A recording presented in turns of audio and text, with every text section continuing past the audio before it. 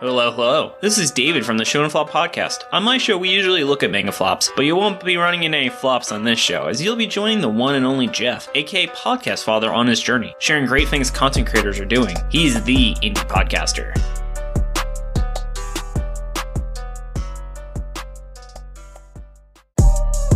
You've been searching for a podcast.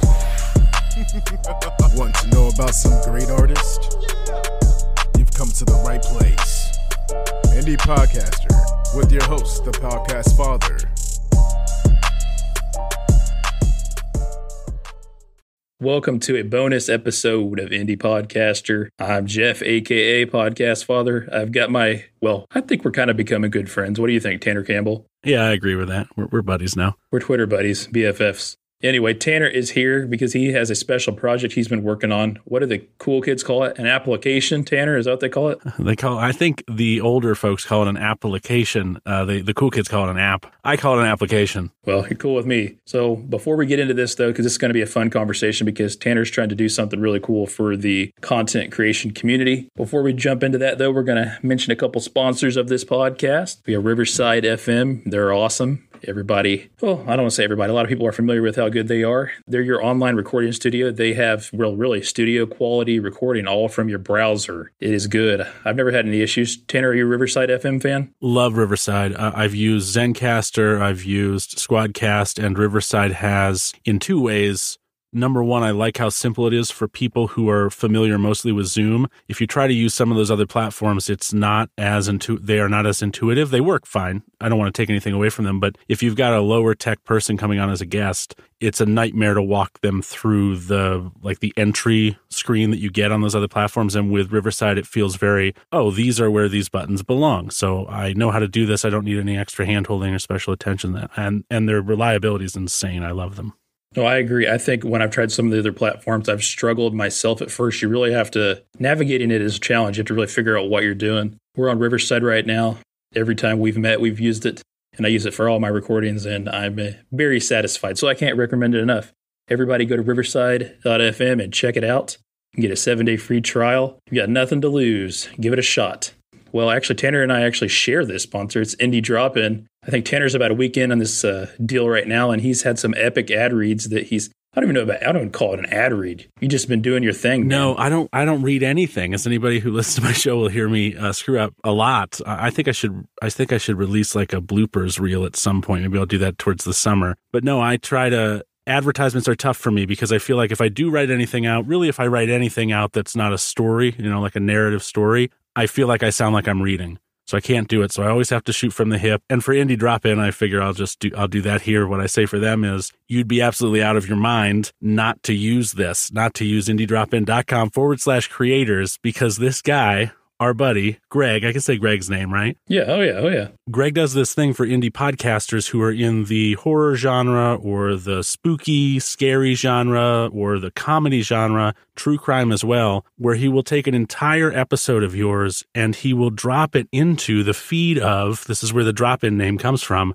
a podcast in his network, which is already established, already has a good listenership, and will play it as a whole standalone episode. So your episode suddenly gets played to a bunch of people who are already qualified to be interested in the kind of content you're creating. So did I mention it's free? Did I say it's free?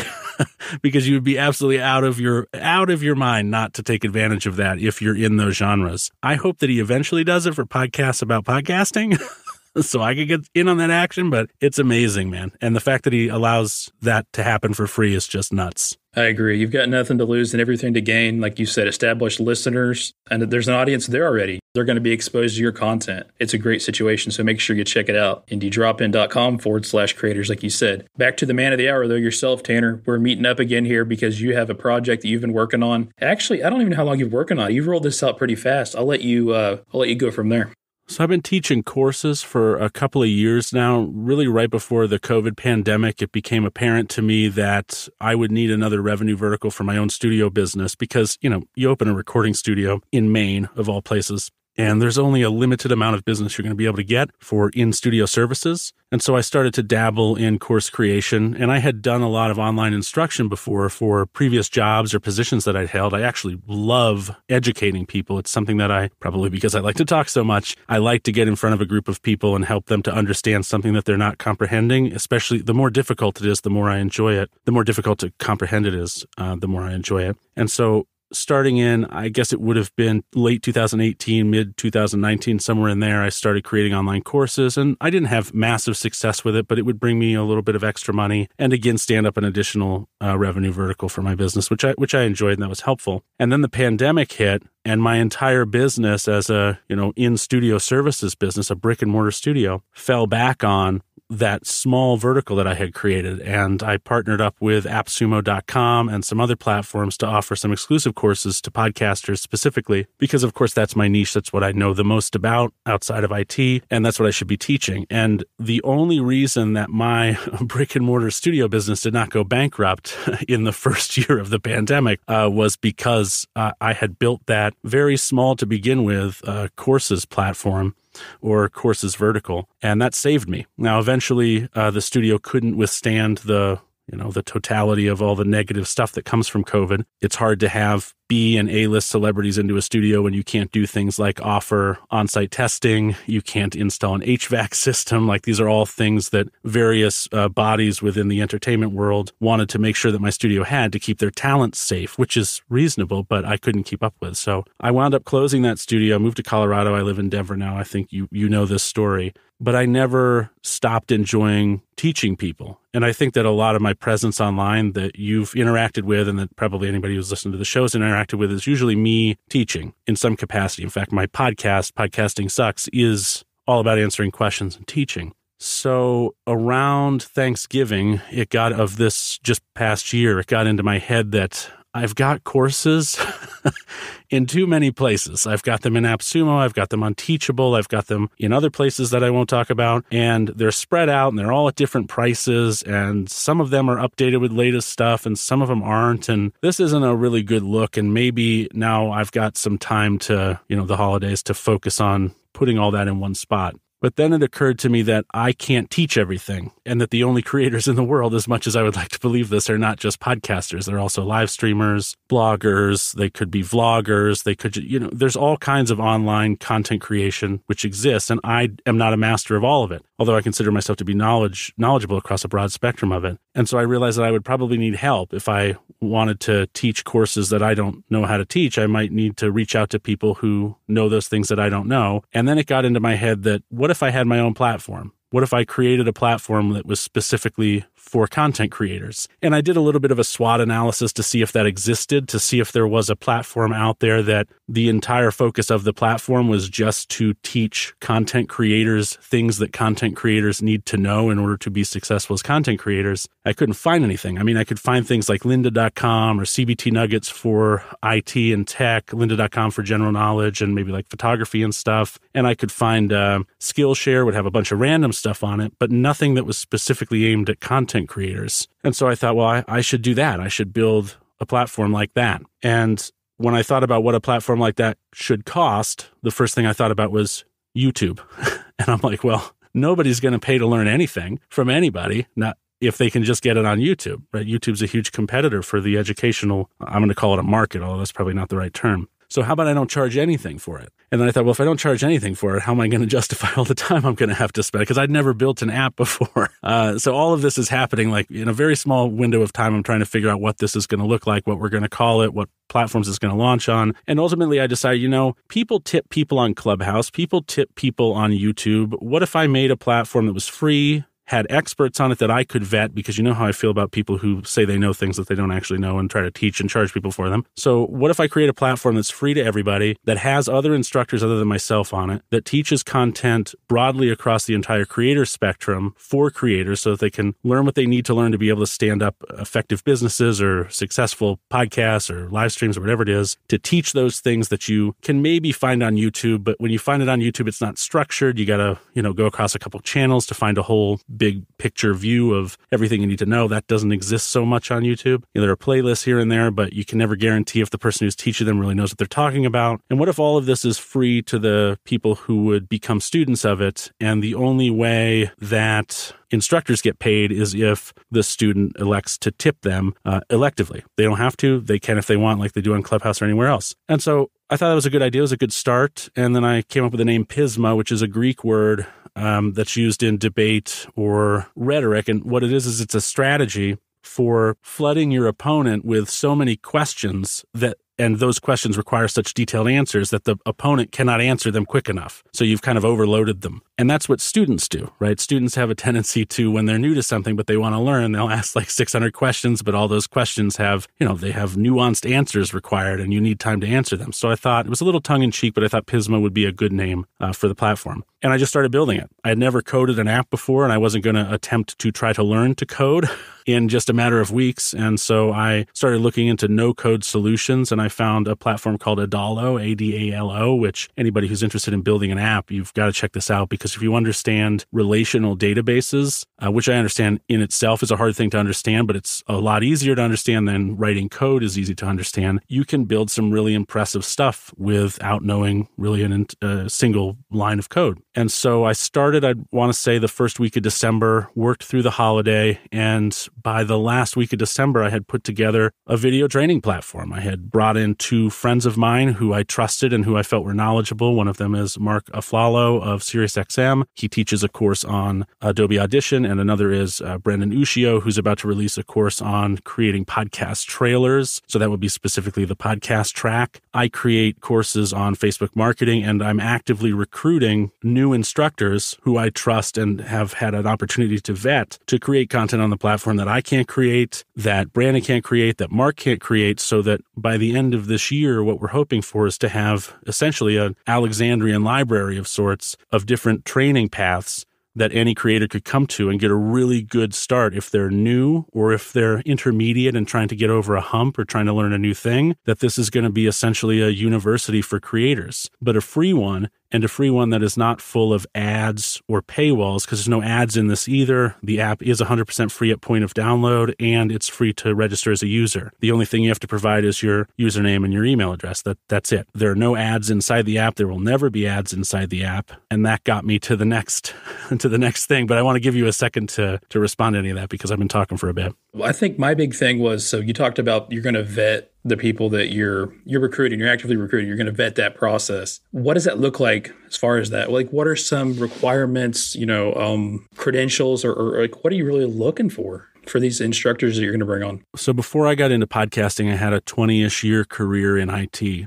And when you're in IT, especially in a service desk position, which is what I was mostly, I was either a service desk analyst or engineer, or I was a manager of service desk analysts or engineers, you run into a lot of things that you have to solve. For example, it could have been possible, although I can't remember this specifically, but there could have been someone who called in from a doctor's office and said, hey, I got this new microphone to use with my Dragon dictation software, and I got an audio interface device and I don't know how to set it up. And so as an IT engineer, even though like you're a computer support person, you wouldn't think that that sort of thing was involved in your day-to-day. It could be. And now that I think about it, it probably was more than once. We had a lot of lawyers and doctors who were clients of those companies. Anyway, things like that crop up. And as a result of doing that for so long, I have a very broad, I think uniquely broad experience across pretty much anything that touches any kind of technology. So I have the kind of knowledge in live streaming and simulcasting and real podcasting and anything that you could possibly do online, setting up WordPress installations. I've really done, quote unquote, I've done it all. And while I wouldn't consider myself a master of everything, I consider myself a little bit of a jack of all trades, which in the vetting department means that I know what kinds of questions to ask to determine whether or not someone is full of shit. And I think that is probably the most important part of a vetting process, because anybody can,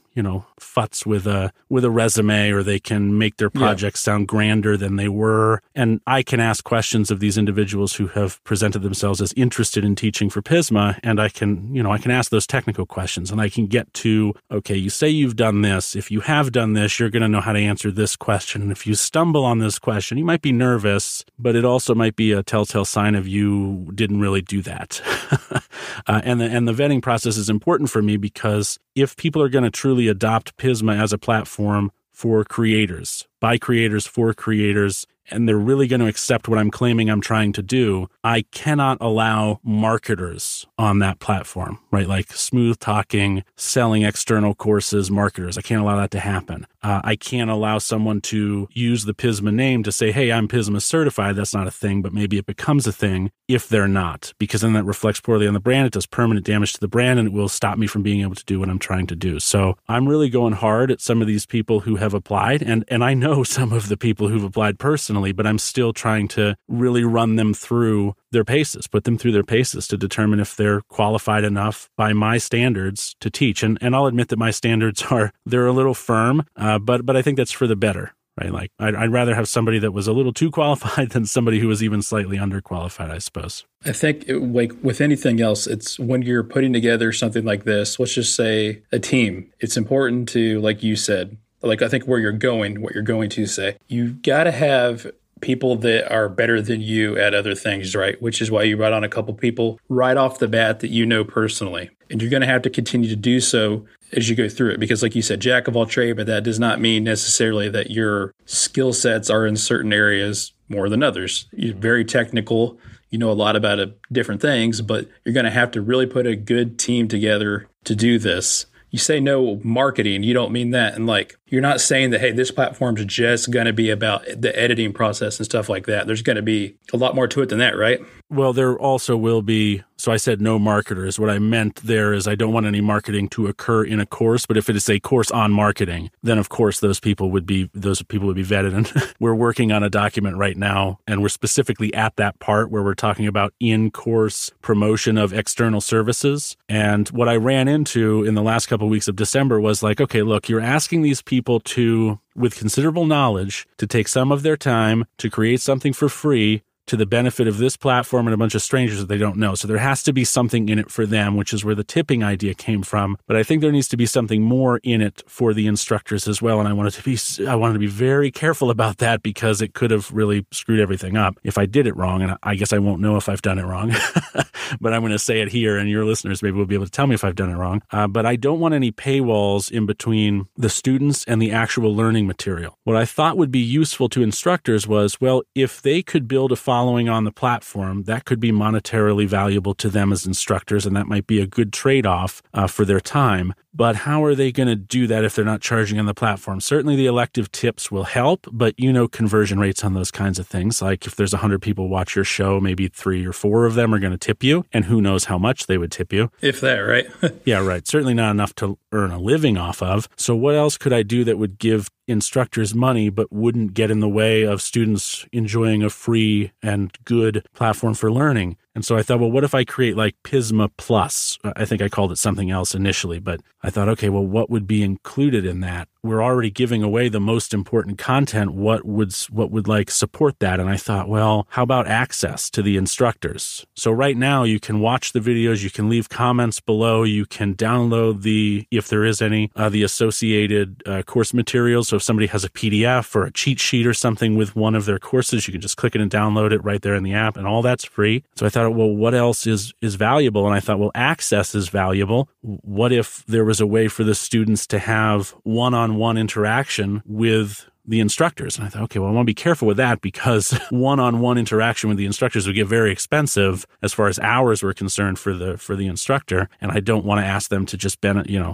endlessly volunteer their time. I said, okay, so what's another kind of access they could get? Well, how about in-app chat? So if you have a question for an instructor as a free user, you can leave a comment and the instructor can get back to you in the comments when and if they do. But if you're a Pysma Plus user, then you get access to in-app chat between you and whatever instructor whose courses you're taking are. So you could talk with them directly. I thought, okay, well, that's nice, but that's probably not enough to charge any significant money for somebody to turn them from a free student into a paying student. So what else could I give them? And this is where I really went off the rails.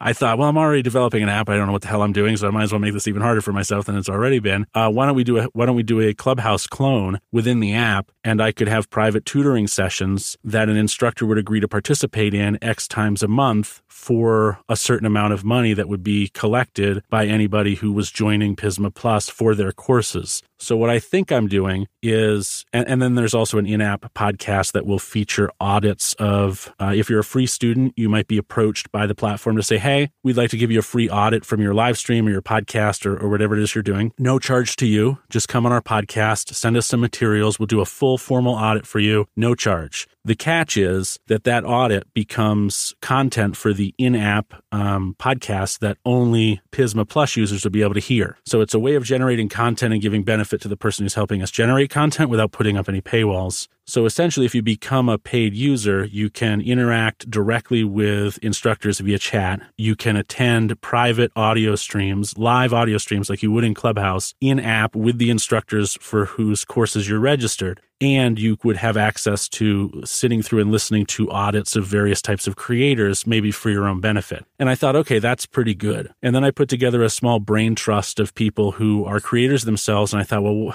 what is this worth? And how am I going to charge it? Is this a monthly thing? Is it an annual thing? And pretty much everybody came back and said, annual's too much, especially if what you're trying to do is attract beginners or intermediate people. Like intermediates and newbies don't have a lot of money to spend on something like this. So to pay for an annual subscription is, that's probably expecting too much. And so I said, well, I like that because somebody might come to the platform to take 5 courses and, then they're gone. Maybe they're never there again. Maybe they just come and learn what they want to learn. They want to get that one-on-one with one instructor, and I want them to be able to turn off their subscription. So what is this worth? And right now, while this has not yet been rolled out, this is probably going to be rolled out in Q2 of this year, I'm thinking that Pysma Plus costs $99, $99.99 because it's on Apple and everything has to end in 99. $99.99 for a month, terminatable whenever you like, and that gives you access to all those Pysma Plus features, which are actually currently already built out, but I'm having a massive struggle with Apple's approval process because they are very particular about how things happen in their apps, which is probably great for users, but it's maddening for me who's never been through the process before. They're not very particular with my kids' games that are so easy for them to just spend money on. I'll tell you that much. But oh, no, they love for it to be easy to spend money. What they don't love. So I'll give an example. I wanted to do the in-app tipping for the instructors. I wanted the instructors to get the bulk of that tip. If you're on Clubhouse, for example, you can tip someone on stage and they get 100% of the tip. And that's because they're doing the tipping through Stripe. And Stripe has a special deal with Clubhouse where they're not going to charge a platform fee or something like that. So it's a one-to-one relationship between Stripe and Clubhouse. It's a special deal. I can't get that deal. I'm not cool. I'm not Clubhouse cool. But if you're a regular old me, you have to use what's called in-app tipping or in-app purchases, IAP. The problem with IAP is that it takes 30%. Unless you can prove to Apple you don't make $1 million a year, which I clearly don't make $1 million a year. So people who tip on the app will be forced to pay, they're going to tip their $4.99, for example, is the lowest tip you can give somebody because it's pretty much $5, and that's a nice tip. But 15% of that is going to go to Apple, and I can't avoid it because the only way I can use Stripe in platform is if the content is live. That's the catch. And I can't, at least I don't foresee a way that I would have instructors volunteering their time. And I'd say be there Thursday at 7 p.m. That I think is asking a little too much, but maybe we'll get there. So right now the tipping is unfortunately 15% of it goes to Apple, but I can't do anything about that. However, the Android version that's coming out, that might be different. I don't know how Android's in-app purchases work yet or what percentages they take. We may find that more money goes to the instructors when it's through an Android user as opposed to an Apple user. That version, by the way, is done and will be out before Q2, before the end of February of this year. I just couldn't handle launching both versions at the same time. It was too stressful. that was my next question. I'm an Android guy, so you answered it. You're ahead of me there. Appreciate that. Well, it was important to me that I developed them side by side because I remember when Clubhouse came out that people waited so long for Android users. They waited like a year and a half, I think, to get on. And I didn't want that. Plus, I know that a lot of creators are, of course, half of them probably are Android users. And I don't want to ostracize them. So they have been developed right next to each other as I've gone forward. Of course, the submission process is really the only thing that's left. And I think the submission process for Google, it's already proved to be a little bit more involved, and it's already proved to be a little bit technically different. There are things that I have had to do for Google that I didn't have to do for Apple, probably because Apple's such a closed system and Google includes more openness to its platform. So it's more complicated for me I get to call myself a developer now, although that's not really true. Just business speaking wise, business question here. Funding it wise, are you having to pour into a bunch of your money off the bat? And how much, I don't want to set a timeline because that's like really rough, but how much are you prepared to invest, from yourself? I mean, that's what you're going to do. You have to do it first. Yeah. So the first speed bump is the cost of the platform upon which I am developing it. These are not big costs, right? To become a Apple developer, I think I had to pay $100, and to become a Google developer, to just get these accounts, I think I had to pay like $30. It was not a lot. It was less than $200 for both of those, and that's a annual cost, so not that expensive. I was happy to eat that. And then the platform that I build on Adalo cost me $50 a month. Again, not huge overhead. The overhead here is, anybody who's ever started a business before knows that the most expensive thing is your own labor, and you pay yourself $1 an hour. So it's free. There's no investment whatsoever. That's what it feels like. But of course, there's a lot of hours. I've probably put, I don't know, maybe south of 150 hours into this thus far. I stay up late. It becomes like this obsessive thing. I want to solve a problem tonight. I don't want to sit on it until tomorrow morning. But then inevitably I go to bed frustrated, wake up in the morning with a clear head and solve it in 5 seconds. So I should probably do that less. But there's not a lot of operating cost for it right now, other than my time. I mean, my hourly rate in some of my consulting is $130 an hour. So we could say that I've put, 150 times 130 worth of dollars into this, but I don't really think that's realistic. I do value my own time. Of course, I've been an entrepreneur for a long time, but I don't think I'm going to convince anybody that, I should be being paid for trying to develop this thing. Right? This is not how it works. It has to be successful before anybody's going to pay you for it. But my hope is that I can get the attention of some kind of investor to help me take this from, because what it is right now is it's essentially masterclass.com. You're familiar with that, without the celebrity. And that's not a great model. I don't have any celebrities. So what sets this platform apart is that it's a place that instructors can build who are experts in what they already do, but have never considered the fact that might be an entire business for them. So they're approaching it in reverse. A lot of people who approach online courses are like, ooh, I can make money this way. Let's solve the money-making part, and then I'll get good. Whereas what I'm hoping this platform will do on the instructor side is attract already skilled, talented, and established instructors and allow them to build a new kind of business. So, which I think is the correct way to do it. And as far as the student side, I think that there's some kind of benefit to attracting a large audience. I don't know what that is. I've never sold a SaaS product. I don't even know if that's what would be considered. I've never built a platform that has, like 10,000 or 1 million users on it. So I've never gone down that road before. But I think with a product like this, there's the potential that someone is interested in something about it enough to give me the kind of money I might need to take it from this. I don't want to make it sound like this is I'm going to say minimally viable product, because I built it myself on a no-code platform, but you haven't been on the platform yet, have you? Have you used the web view of it? And not yet. I'm not going to lie to you. Oh, okay, good. So it's probably because I haven't told you, but if you go to app.pysmaapp.com, you can use it in browser. You can do that. It's a little bit of a strange experience because it's modeled within a phone device. So it's like a very small screen, but you can explore it as an Android user on the web as we wait for the Android version to get rolled out. But my hope is I could take it from that done myself, minimal viable product, to hiring some developers to really flesh this out to be something that works very smoothly, has all the bells and whistles, has all the benefits and polish that an app that has real developers working on it actually does. But my first and foremost goal is just I want to know that this is something that the community wants, is something that benefits the community that I imagine it in the way that I imagine it will, and that I can get enough instructors together to make those things possible. So I think I probably have a year's worth of work to do before this is something that I could even go to somebody and say, hey, I've got a really good thing here. This is what it does. I'd like to make it better. Would you invest in this? Or I could bootstrap it myself. Who knows?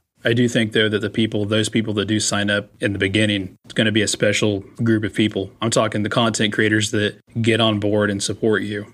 Yeah, well, right now we have over 200 early adopters thus far, which I think is amazing because we're only available to iOS right now, and we've only really been released on the app. Like, I've been doing this in test flight in beta since the beginning of December, but It has only been available on the App Store for, I want to say, since the 5th of January or maybe the 3rd of January. And to already have a couple hundred users who have signed up, of course, it's free. So I don't know what kind of success that communicates, but it communicates some kind of success. And I'm pretty excited about it. I didn't mention this, but while I onboard new instructors, I'm planning on onboarding a couple a month. I'm adding a new course every week. So we started with, of my own, we started with a compression course and an equalization course and a Facebook marketing course. Just today, I released a course on expanders and gates. Of course, my specialty is audio and audio engineering, so a lot of my stuff is going to revolve around that, or paid marketing and paid social, which is something I specialize in as well. But I am driving at least 52 new courses to this platform between now and the end of the year, because I'm going to do one every week. And that will be in addition to whatever additional instructors I can get in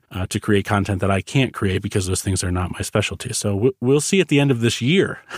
I think is going to be the time I make the decision of whether or not this was a success. And it's giving early signs as if it will be. I think I'm doing some things right, and I have gotten a lot of positive feedback from the people who've been in it. And everybody right now they're so willing to say, oh, this thing on this page, it's wrong. There's like an overlap of text, and they don't go and 1-star the app in the App Store. Instead, they tell me, like, they submit feedback within the app. And that's been huge, because my goal here really isn't, my primary goal is not to make a ton of money. It's to make a really good product, because if I am going to make a ton of money, that is not going to happen until it's a really good product. And so I'm very thankful to the people who are part of it so far and are helping me to make it better. It's very cool. It's a cool experience, and the first time for me. You invited me on board. You're going to pay me in stock, so we'll be getting paid for a while. Yeah, that's right. yeah, for sure. You can have stock.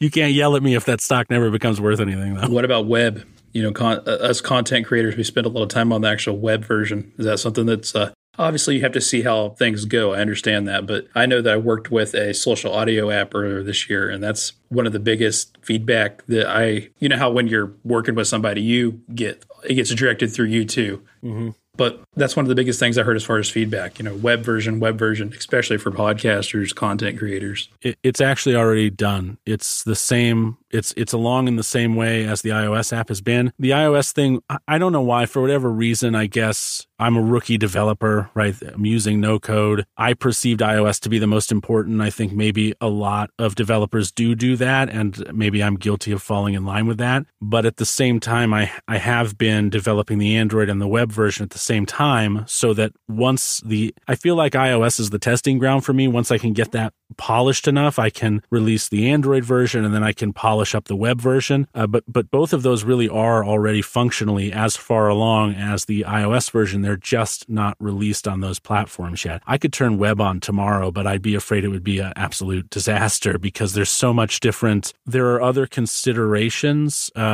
because most people's screens are large. This whole thing is, of course, responsive. If you look at it on a tablet, for example, on an iOS tablet, it works. If you look at it on a phone, various kinds of iPhones, it works. You turn it sideways, it works. But a monitor is like my monitor is 26 inches wide right now. And this app looks very funny at that form factor, because it's like there's a video and there's a little bit of text and then there are some small comments, and it's weird if you stretch what is 2 paragraphs on a phone to being a single line of text across the entirety of your screen. So I'm just solving for some of those visual differences, but the functionality is already there. There's a lot of people charging money for advice on podcasting, audio, content creation. What, at the end of the day, would you say is different from you? I know you've touched up on some of it, but at the end of the day, what is different for you? Is it your intentions behind it?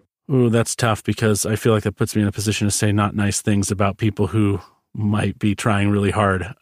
We've already done that. We don't need. Yeah, we've already done that. But there are a lot of people out there who I think are in financially difficult positions where they cannot afford to just do things for free. And they're scrambling to find a way to make this living in this thing, and they're on a timeline. I am not on that timeline, and so I think I need to recognize that first before I respond to this question, because I really don't want to be I don't want to be shitty to anybody. I think there are some people out there who, and I won't name them. Well, I will name one, because I'm gonna name her positively. Ariel Nissenblatt, I think, is a person who her heart is 100% in the right place. And not uncoincidentally, she works for Squadcast, so she's got a job sorted, right? She doesn't need to be a talking head in order to make a living. It's not contingent upon that success. She's already got her bills handled. I mean, I'm making some assumptions here, but I'm sure she does. I know that her heart's in the right place. There are a lot of other people out there who are giving advice who's I don't feel like I just don't see it. And I worry that, and we talked about this a little bit on the last time I was on the show, I worry that newbies especially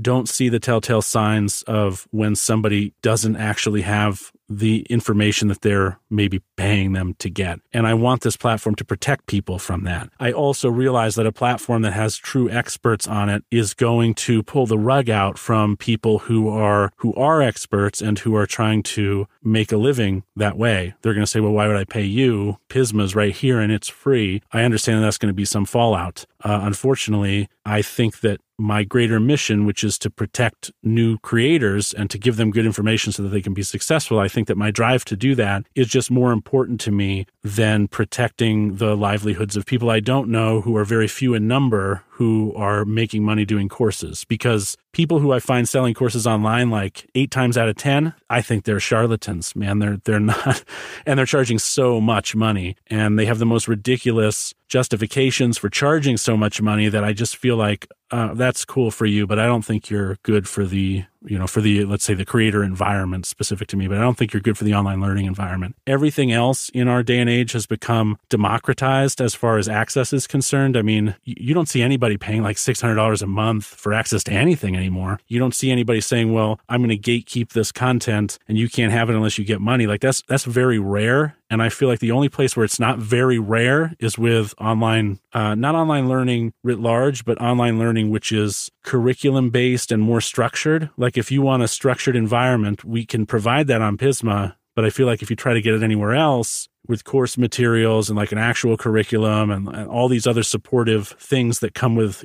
with didactic classroom learning, you're paying money for that. And I think that maybe you shouldn't. I'm not disagreeing with that at all. I do think it's important because it really is such a big challenge when you start out. We'll talk about after this part, we'll talk about how you're going to reach out to the new people. But how are you going to adapt to where they are at as far as their knowledge? Because I think it's important if you're going to do this, what's going to make it stand out for you is your hands-on approach. Everybody has a different skill set. And everybody has a different way of learning, speed of learning, everything like that. To me, it seems like a big selling point with this app is going to be, 1, how personally involved you are, then 2, how hands-on involved you are, and then how the instructors that you bring on come into play. Would you agree with that? Yeah, absolutely. I think that the two things that are going to set Pysma apart from our biggest competitor, which would be YouTube, which is any live streaming or any educational platform's biggest competitor, is going to be YouTube because it's free and it's massive and you can find anything you want on there. I think the two most important things are going to be how personable the relationship is between the student and the teachers, how truly supported they feel, which you cannot get on YouTube, right? YouTube's a place you go to get an answer. You've got your answer. You leave. If you want to talk to that creator, good luck. They've got 1 million, subscribers or something. They're not going to give you any attention. That's going to be important early on. And it will be maintainable early on because there won't be that many users. There won't be that many requests. But of course, that's a scale problem later that'll need to be addressed in some way. I'll have to figure that out. I don't have that answer yet. And then the other thing is how similar the content is, at least this is my opinion, from instructor to instructor. So something that I'm building right now is a document that essentially says, hey, look, if you're an instructor here is how the courses have to be delivered. Number 1, and this isn't finalized yet, so take it with a grain of salt. Number 1, we don't want any fancy animations in the course. We don't want like fancy like screen transitions or anything like that. We don't want little spinning logos. We no personal branding. Maybe your name in the lower thirds, a little animation that could come in and then in 5 seconds it disappears so people get your name. Maybe you can put something on the screen that you are talking about, like that kind of thing would be okay. No personal branding, no external calls to action, and either you are presenting a PowerPoint presentation or you're sharing your screen or you're speaking to the camera directly. If it's not those things, then that's not what we want in the courses. We want the courses to focus on the educational content, and I want that consistency to exist across instructors. And then maybe at the end, we'd allow them to do some kind of call to action, like at the end of the entire course, hey, thanks for taking this course. By the way, if you'd like to get to know more about me, you can go to myprivatewebsite.com or whatever and learn more about me. So I think that personability is hugely important for it taking off early. And I think that that consistency across experience and making sure that format, whatever we arrive on, doesn't feel cheesy or markety. Like, I'm very sensitive to that. I don't want anybody to feel like they're being sold to on the platform. I think that's probably the second most important thing. I think there's definitely like a happy middle you have to find with the instructors and then the students. We'll say students. But ultimately, at the end of the day, it's going to have to be focused on the students. And I think anybody who truly a good instructor will understand and realize that. Well, I also think that once the user base is large enough, like let's say we've got 10,000 users, the value proposition for an instructor really changes, because if you've got a platform with 10,000 users and I'm inviting an instructor to teach a course on it, that is a really good reason for that instructor to do a really good job, because the instructor can have a business external to Pysma. And if they're sitting in front of 10,000 students, maybe 2,500 of which would like to take their course, which is free, that's a level of exposure for that instructor that it's a one-off. They're only creating one course. I'm not saying you have to create a course every week the way that I am, but there's an incentive then, once the user base is large enough, for them to say, yeah, you know what, I will create a 10 video series on XYZ, and I will do it for free or for tips that I might get, because I think as a marketing move for me, myself, and my private business, I think that's a smart move. I think that's what it will eventually become, so long as the user base grows, which I have every confidence it will, because it's free, and it's hard to say no to free so long as the content doesn't suck, which I'm working to ensure it doesn't. Last question for you. How are you going to focus and try to bring in newbie podcasters, let's say? What strategies do you have there, and what's your plan? So my podcast, Podcasting Sucks, is serving as at least in these very early weeks, as a way of attracting a lot of new users. So that's the way I've started. But the way that I intend to move forward is the way that I intend to move forward with anything that I advertise, and that is to start with paid social. We'll do a lot of Facebook ads targeted at certain demographics that I believe would be interested in a platform like this. I'm going to have to stay niched to podcasting, because right now the only instructors on the platform are podcasting audio centric. So we're going to start there, and then we'll broaden out as we add more instructors of different modalities or disciplines to the platform, and that'll get better. But so I'll do a lot of what I already do, creating free content as a podcaster, engaging on Twitter, inviting when I can, or referring when I can people to a course which exists on the platform, which is free and which answers the question they're asking. So a lot of that organic approach, and a good amount of the paid approach, which I preach all the time, and you're probably tired of hearing. But probably 50-50 or 60-40. I'll probably start 60% organic, and then eventually be half and half. You paid me $600K for this episode, so I did. I'm broke now. I won't be able to pay my mortgage. No, I'm glad to help you, though, and I think it's going to be awesome. Wrap things up here. Let's tell the listeners where to find everything you're doing, and then once again, go over the details of where to find the app. So right now, if you are on Apple iOS, you can go to the Apple App Store, and you can just search Pysma, Pysma, and there are actually, oddly, two results for that. One is Pysma Politics. That's not me. And the other one is just Pysma. That's me. It's yellow. You can't miss it. Go ahead and download it for free. Register for free. Right now, the ways that you can register, you can log in with your Gmail address, or you can log in with your Apple ID. There will be additional ways to log in the future to create an account as I add like social logins and other things. But right now, your Gmail account or an Apple ID, that's how people log in and sign up. If you are not an iOS user and you want to take this for a spin, right now you can go to app.pysmaapp.com, and you can sign up in the same way. The app runs in kind of like an iPhone portal on that page, so that you can interact with it and you can get a feel for it, and you can create a real user account and still absorb all the content. You just have to kind of do it in this tiny little screen that is, not as cool as the actual app, but that's a way you can interact if you're an Android user. Otherwise, you can go to pysmaapp.com and get any other information you want out of me or out of the website, and learn about Pysma. I'd love to have you as a user. I appreciate you taking the time to come by and share this with me, man, and all the listeners. I think it's going to be fun. Are you excited? You look sleepy. You're killing yourself, man. Yeah, it is a lot of work. I mean, I have a couple people whose eyes go wide when I say I'm going to create a course every week. They're like, that is quite a workload. That's going to take a lot of time. Fortunately for me, I'm pretty efficient at that, and I know how to part out large topics into single standalone topics, so it's a little bit more approachable to me. But, if you believe in something, maybe this isn't everybody's view, but it's mine. If you believe in something, you suffer for it. That's what you have to do in the upfront. There's no business I've ever started, whether it's been successful or a failure, where I haven't had to put in a completely unbalanced amount of work up front. And some of those failed, some of them were successful, but the one thing they had in common was you had to bust your ass at the outset, or you were never going to find out whether or not it was going to be successful or not. And it's the same with this. So I am tired. It is a lot of work, but I believe in it. And hopefully some of your listeners have been convinced to believe in it as well, and we'll check it out. And thanks for having me, man. I really appreciate it. No problem at all, man. And I do encourage everybody to check it out. Appreciate everybody listening to a little bit of bonus content here, bringing my buddy on and giving him the opportunity to present this awesome thing he's working on. You can always check out everything else that I've got going on at my website, podcastfather.com. And until next time, and until the next episode, take care of yourself.